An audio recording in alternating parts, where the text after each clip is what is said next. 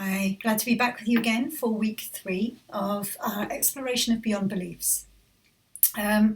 So much in these 3 chapters, I think. This is where we get to meet Robert, who comes to visit the island because he's heard about Sid and basically shows up with his mind full of all his already existing beliefs and understandings, and then tries to listen to Sid through the veil of that, which we all do, right? Like we all have a way of constructing reality that we then try, that it's like a filter through which everything that we're understanding we're trying to understand through this filter, but we're in denial of the filter, right? We think, no, I'm not doing that. But still, we can tell through the questions we're asking, through the feeling of seeking with the mind, that we are approaching this understanding as Robert does in this chapter. So I love it that this is included, because it's such a, I mean, Linda says this is how I used to be, but it's also so familiar to all of us, right? Certainly my experience of bumping into this understanding and trying to understand it with my mind. So I love this. There's a few different quotes that I've highlighted in this chapter, so I just want to speak to those really. So he talks that she describes Robert when he first arrives at the island. He appears to be a deeply tormented man. The very mind of which he was so proud seemed to hold him in an intolerable grip. And that was certainly I would never have described myself that way when I came to this understanding. I would have told you that, no, I have a very bright, very intelligent, very fast thinking, very quick thinking, very rational, very process, action orientated mind. And yet I'm still having these problems, but my mind is brilliant. It's just that I'm having all these problems. And I would argue for my brilliant mind without realizing that my mind was holding me in an intolerable grip. So it was pressured, and it was insecure, and it was anxious, and all I knew was what was going on inside my head, and it was intolerable. But I still would argue very much that I had a brilliant mind, right? So I had to kind of bypass that, because for as long as we think that our minds are brilliant, then we have no choice but to use those to try and figure out what the person in front of us is saying, right? To use our brilliant minds to try and understand this understanding. And what these whole 3 chapters about is, it's not going to get you very far. Which I love, which I can see now, but I couldn't then. So again, you see the innocence in all of us with our journeys of starting to see how to listen, how to be impacted by this conversation, and it's not in the way we might originally have thought. So he then moves on. The next bit that I loved was when he talks about manifest is energy. Mankind is energy manifest into form through via a thought process. This thought process has a pattern, and every living soul must conform to this pattern. There's a big pattern and a little pattern. If you see the big pattern, you will see there's only one truth. The big cosmic thought is the only truth that exists. The little thought is truth to the mind. However, each mind being individualized, we live not in truth but in the illusion. The pattern of which I speak cannot be explained. It's far too complicated. The allness is the big pattern, and the isness is the little pattern. The isness is created from the allness. Therefore, the allness and the isness are one. Here is where the secret to life lies. The trouble with the world trying to break the little pattern instead of the big cosmic one.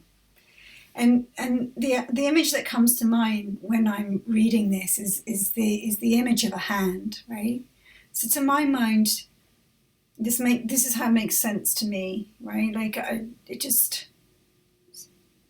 other than me thinking about it and figuring it out, this is just what came to mind, right? So it's like what Sid is saying is that this is, let's do this one because it's easier to wiggle.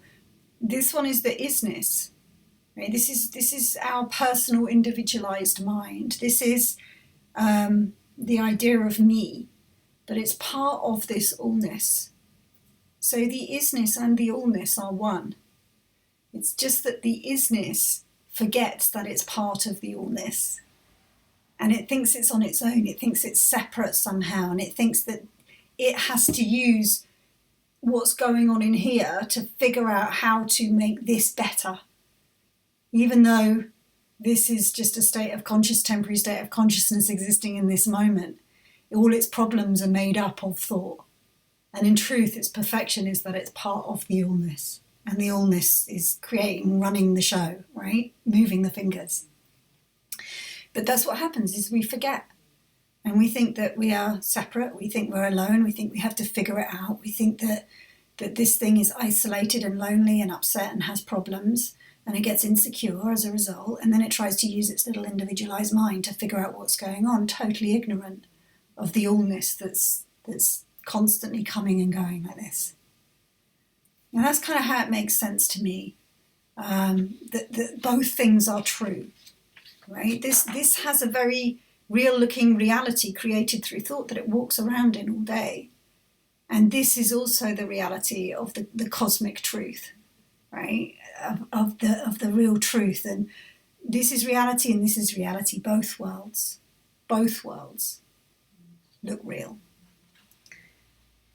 And then all life derives from a cosmic thought. I'll keep with this metaphor, right? All life derives from this cosmic thought, which is so pure there are no judgments.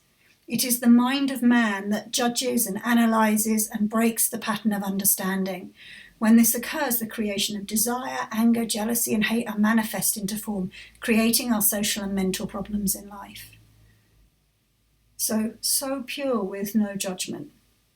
And then through the power of thought, that's what we as human beings create. One of the things we have the power to create. Well, if everything is so simple, why don't I see it?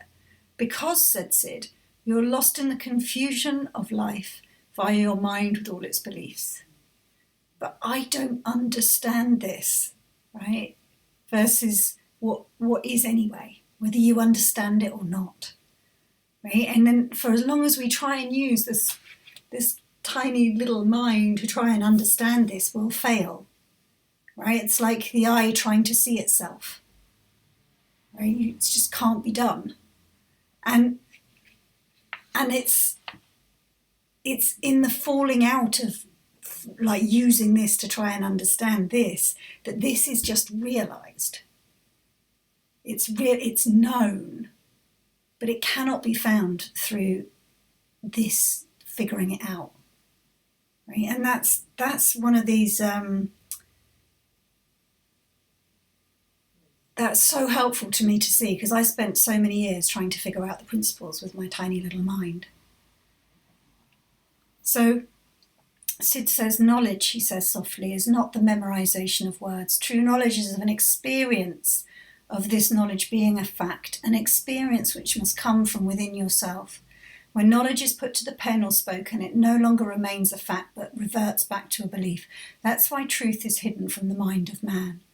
So as I'm waving my hand at you and telling my stories about this and that, that's not truth. They're words attempting to try and point you back to the truth, which we all have the opportunity to realize, which is that we are this, not that. I can talk to you about it as much as I will, but it's something that you get to realize for yourself, the feeling of oneness. We've all experienced this feeling of oneness at some points in our lives, right? Where we've just felt so connected to everything around us and all idea of ourself has fallen away. We're just happy, really simply happy. That's the feeling of oneness. That's the realization of this. Maybe not without realizing that's what it was, but that's the realization of this. And that isn't something you can ever get to through the mind. You know that? Like that feeling of love and connection, you can't get there through using the mind. It's never happened and it never will. You can't think yourself into a beautiful feeling. You can think yourself away from a beautiful feeling, but you can't think yourself into one. The mind is superfluous to requirements in terms of finding what it is that you actually want, what every human being wants, which is a feeling of comfort and well-being and comfort in your own skin. So he talks a lot, Linda talks a lot in these 3 chapters about the difference between belief and fact. So again, the words fail to, I'm going to say this really badly, but the fact of that this and this, what I believe about it, what I can say about it, how I can describe it, how whether I resonate with this or that, or they're all beliefs. They're things that I think about this. But the fact of it, when we realise the fact of it, is the knowing of that feeling of oneness. That's knowing the facts rather than the beliefs. There's a difference between the two. I love this as well. The trouble is, Robert, that you talk to yourself constantly and never give yourself an opportunity to see anything new. And that's what I mean by listening through that filter of the busy mind, right? Listening through what we think we already know, saying, oh, I like what Nick's saying, I don't like what Nick's saying, and that doesn't sound true to me. Yeah, but I heard Dick and Battinger say it differently. But doesn't Sid say blah, blah, blah? Like, we're listening to judge, to analyse. It's far more passive than that. I like to think of it as being in the principles, understanding. If you really want to get a load from the principles and conversation, it's more like sunbathing. So like when we go out and sit in the garden, we don't run around the garden going, how do I get tanned? Like, what do I need to do? What do I need to wear? What books do I need to read? What strategies can I do? But if I do yoga, will I get more brown? If I do meditation, but so-and-so says that you have to go to the west of the garden, so-and-so says you have to go to the east of the garden. It's when you're in the garden, you're going to get tanned.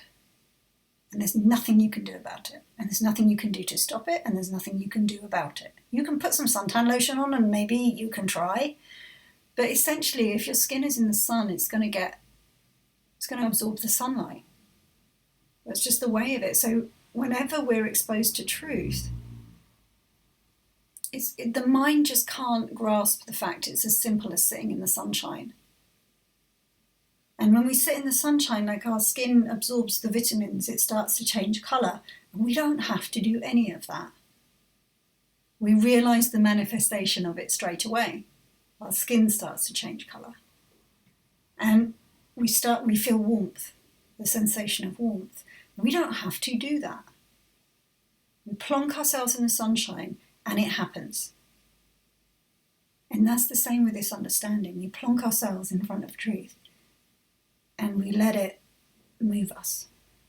That's what reading this book does for me. It's like, I don't want to try and think about what's in the book. I mean, I kind of have to for these videos, right? But I don't really want to think about it. I just let myself get touched by it, and then I share with you what touches me. And even that isn't it. This sharing with you isn't the value from this book. The value from the book comes from whatever it does at a level that I can't possibly even think about.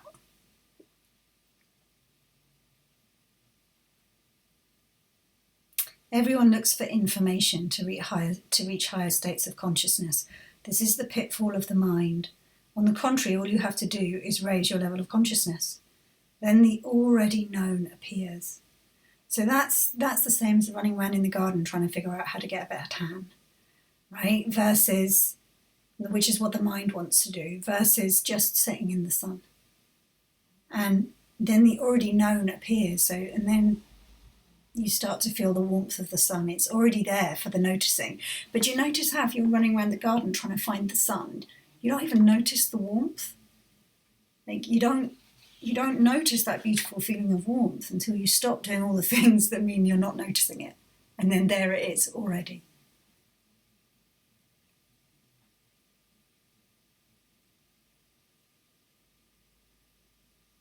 And then my favourite sentence of this whole book, which is why I keep coming back to this. True knowledge is the missing link between the allness and the isness. And this isness is created from the allness of all things. Sid, I exclaimed, you know we can't possibly understand that. Then why don't you stop trying? Came the instant reply. And that's our invitation. We don't need to keep running around the garden. We can sit on the sofa in the garden and let our skin be warmed. We don't have to understand it. You don't have to understand it. You can just be in the presence of it and let it do its work. It's always less to do than you might think. Right, so we're going to come back for the final few chapters next week. I really hope you're enjoying this exploration alongside me. And we'll close off and finish off with that next week. So happy reading. You can read right through to the end of the book and we'll come back next week to explore. Take care.